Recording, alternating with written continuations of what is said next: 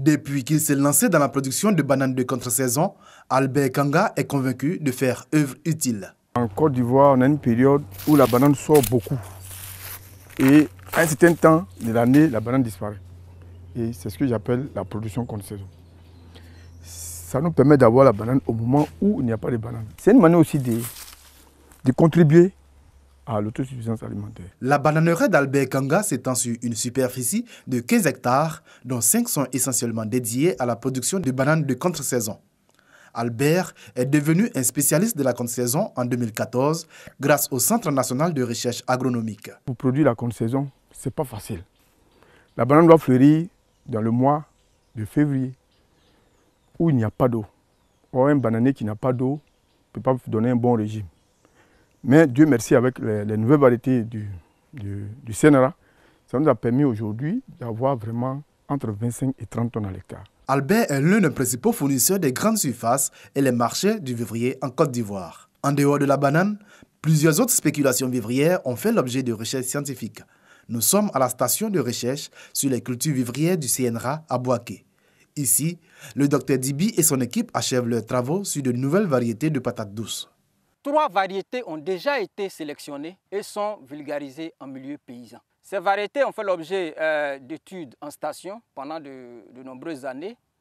En plus, elles ont été sélectionnées avec la collaboration de paysans dans différentes zones de la Côte d'Ivoire. La force de cette variété, c'est sa forte valeur nutritionnelle et son cycle de production assez court. L'accent chez nous ici est mis sur la sélection de variétés à chair orange, c'est-à-dire des variétés qui sont riches en provitamine A.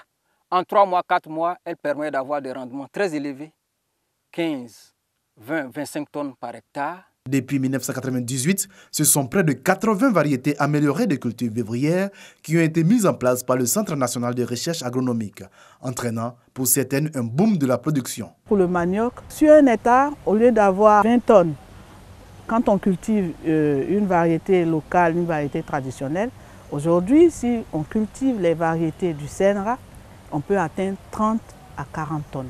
Proposer des technologies performantes, tolérantes aux maladies et riches en nutriments afin de relever le défi de la sécurité alimentaire. Mais aujourd'hui, la recherche se trouve confrontée à quelques obstacles. La recherche coûte très cher. Souvent, on ne compte même pas le financement et il faut s'occuper du chercheur lui-même.